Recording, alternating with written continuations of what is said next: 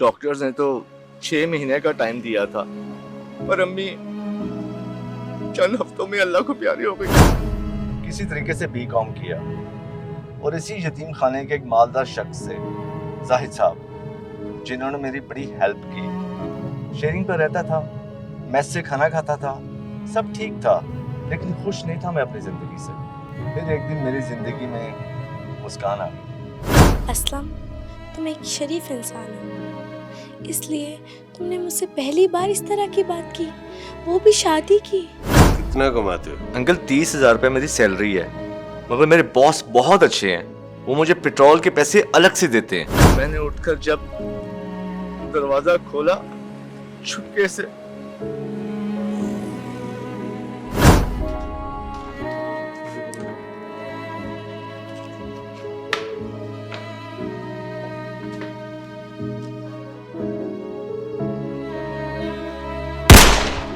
चलते चलते रब के भरोसे।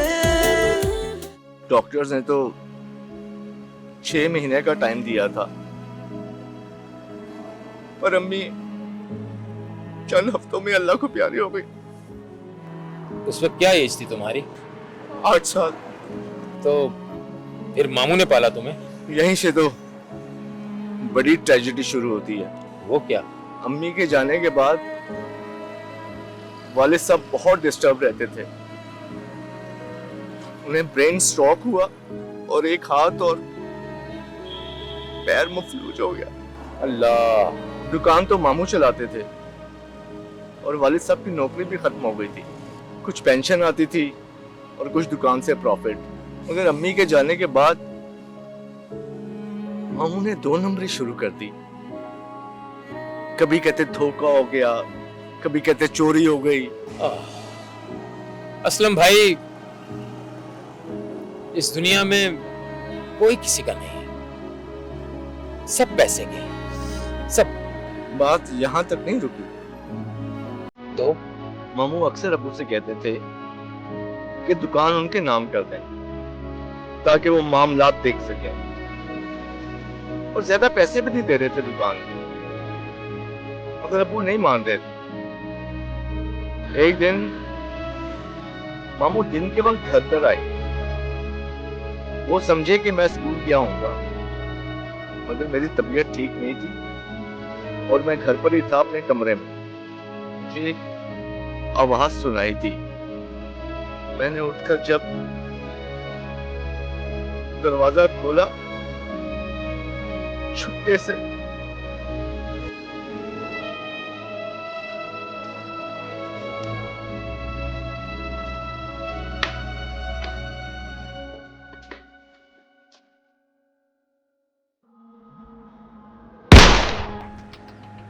मेरे मामू ने मेरे अब्बू को मार दिया, लेकिन मैं इतना डर गया था कि मेरी चीख तक न निकली। इसलिए कि अल्लाह तुम्हें बाकी रखना चाहता था। यही तो समझ नहीं पाया कि अल्लाह ताला ने मुझे क्यों बचाया, किस लायक हूं मैं, क्या कर सकता हूं। मामू का क्या हुआ? पुलिस केस हुआ, रिश्वत दे के उन्होंने जमानत करवा ली, लेकिन अम्मी की तरह उनको कैंसर हुआ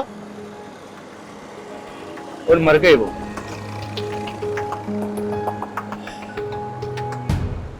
क्या मिला उसे? ना दुनिया ना आखिरत। अल्लाह का भी मुजरिम और दुनिया में भी। लेकिन तुम्हारा क्या बना? हमारे मोहल्ले की मस्जिद के मौलवी साहब नेक इंसान थे। वो मुझे अपने घर ले गए। कुछ दिन उन्होंने मुझे अपने घर पर रखा और फिर लाहौर के एक यतीम खाने में छोड़ दिया। चलो, तुम्हारा बचपन तो अच्छा गुजर गया होगा। क्यों? यतीम खानों में बच्चों की जिंदगियां बहुत अच्छी गुजरती हैं। भीख, एहसान, जिल्लत के साथ। साल में 2 ईद पर नए कपड़े, जिनको पहनकर उन सेठों के सामने खड़े हो जो जिन्होंने डोनेशन दिया होता है। आयतें सुनाओ, नाते सुनाओ, ताकि वो तुम्हारे साथ पिक्चर्स लेके सोशल मीडिया पे अपलोड कर सके। लेकिन पढ़ाई तो होती है ना। क्या पढ़ाई? इसी तरह के सरकारी और खैराती स्कूलों में, कॉलेजों में, जहां सिर्फ हाजिरी लगाना जरूरी हो। यानी तुम खुश नहीं थे? मेरी जिंदगी इसी एहसास के साथ गुजरती थी कि मैं यतीम हूं और हम इस मुआशरे का हिस्सा ही नहीं है, और ना ही ये मुआशरा हमें एक्सेप्ट करेगा। हर कोई हमें तरस भरी निगाहों के साथ देखता था, जैसे हम कुछ करने के लायक ही नहीं। क्या इस मुआशरे का हम हिस्सा नहीं बन सकते थे? हाँ, बात में तो दम है आपकी, लेकिन कभी इस नजर से सोचा ही नहीं। और दीन ने तो ऐसा रास्ता नहीं बताया कि सब यतीमों को एक जगह इकट्ठा करके हर लम्हा उन्हें यही एहसास दिलाओ और एक बोर्ड लगा दो, यतीम खाना, और बताओ कि ये यतीम है। सादिक भाई, यतीम को रोटी, कपड़ा, मकान, पढ़ाई से ज्यादा माँ बाप की जरूरत होती है। अरे जिनकी औलाद नहीं होती वो लाखों रुपया देके ट्रीटमेंट करवाते हैं, दरगाहों पे चादरें चढ़ाते हैं, मगर कोई भी यतीम को अपने घर लाके नहीं पालेगा, अपनी औलाद नहीं बनाएगा। ये है यतीम खानों का अलमिया। हाँ असलम भाई, मगर ये बात तो पुरानी है ना, आज क्या टेंशन है वो बताएं। बात पूरी सुनेंगे तो पता चलेगा ना। ठीक है, ऐसा करते हैं कि टायर तो मैंने लगा दिया, अब बाकी बातें गाड़ी में सुन।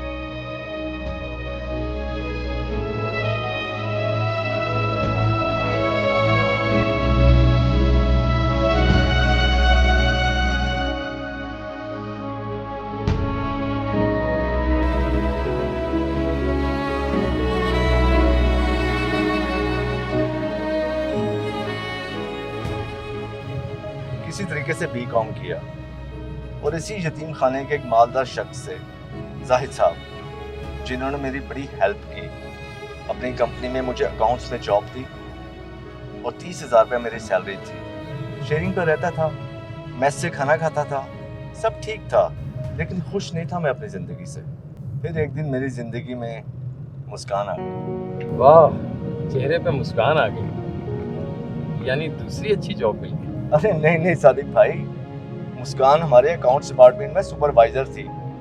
जाहिद साहब के दोस्त की बेटी थी, जिसे वो ले आए थे एक तरह से पूरे अकाउंट्स डिपार्टमेंट पे नजर रखने के लिए। और फिर तुम्हारे उससे ताने बाने जुड़ गए?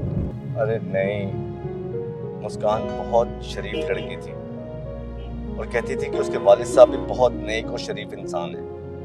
घर का माहौल भी बहुत दीनदार था। सादिक भाई, ऐसी कोई बात नहीं थी। हाँ, मैं सोचता था कि अगर वो मेरी जिंदगी में आ जाए तो हमारी जिंदगी अच्छी चल सकती है।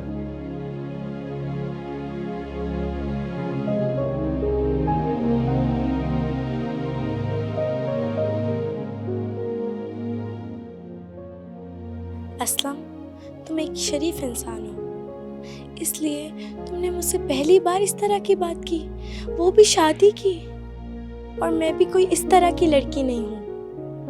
मैंने अपनी शादी का मामला अपने वालिद पर छोड़ा है। ठीक कह रही हैं मुस्कान आप, लेकिन लड़की की भी तो अपनी मर्जी होती है। मैंने कहा ना, तुम एक शरीफ इंसान हो, मगर इस सिलसिले में मेरे वालिद से बात करनी होगी, मुझे और कुछ नहीं चाहिए।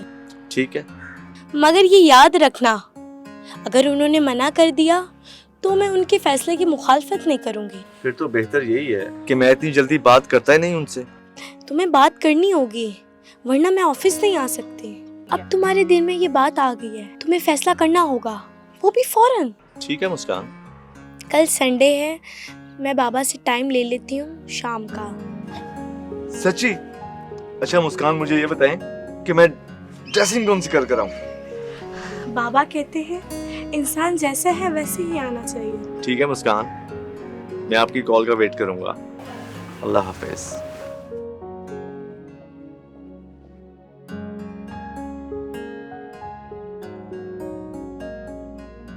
अस्सलाम वालेकुम। अस्सलाम।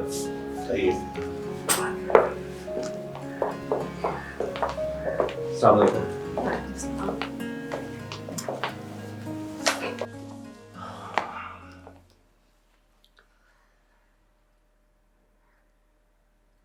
कितना पढ़े हुए हो?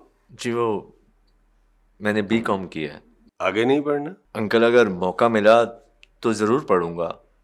पढ़ाई कोई मुफ्त में तो होती नहीं है, पहले मैंने ज़िंदगी चलानी है। कितना कमाते हो? अंकल 30,000 रुपये मेरी सैलरी है, मगर मेरे बॉस बहुत अच्छे हैं, वो मुझे पेट्रोल के पैसे अलग से देते हैं। तुम्हारे अम्मी अब्बू नहीं आए? वो यहीं होते हैं या गांव में होते हैं? शायद अंकल मुस्कान ने आपको बताया नहीं। क्या नहीं बताया मुस्कान? अंकल जब मैं 8 साल का था तो मेरे अम्मी अबू बीमारी और हादसे में इंतकाल कर गए। तुम्हारी कफालत किसने की है? अंकल वो मौलाना साहब ने मुझे बैतुल रहमान यतीम खाने में डाल दिया और वहीं से मैंने बीकॉम कंप्लीट किया। बैतुर रहमान याद नहीं आ रहा। अंकल वो जो बाईपास मोड़ पर है। वो तो मुझे पता है, लेकिन तुम्हें कभी देखा नहीं। आप वहां पर आते थे? ट्रस्टी हूं वहां का, 1-2 चक्कर लगते हैं सालाना। हाँ जी, वहां पर सारे बच्चे लाइन में खड़े होकर नाते और राते सुनाते थे और आप सब बच्चों में मिठाइयाँ और कपड़े तकसीम करते थे। लेकिन वहां के तमाम बच्चे तो गवर्नमेंट स्कूल में पढ़ते हैं। जी अंकल, इसीलिए तो पढ़ाई में कमजोर रहा हूँ, बस बीकॉम ही की है। वो तो उर्दू मीडियम स्कूल है ना? जी अंकल। मुस्कान इंटरनेशनल स्कूल में पढ़ी हुई है। लेकिन अंकल कुरान में किरत से पढ़ता हूँ और अरबी भी काफी हद तक मैंने सीख ली है और दीनी अहकामात भी मैंने सारे सीख लिए हैं और उनका पाबंद भी हूँ। ठीक है, ये तो हम यतीम खानों में आम सिखाते हैं, वैसे भी हर मुसलमान को ये आना चाहिए।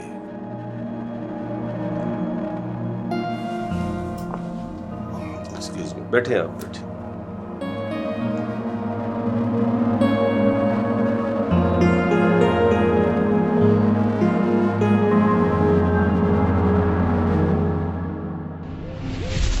जिंदगी में कुछ लोग ऐसे भी मिलते हैं जिनसे हम अपने दिल की कह सके। उनसे मिलके ये लगता है हमें अपनी मुश्किलें हम इनसे कहें।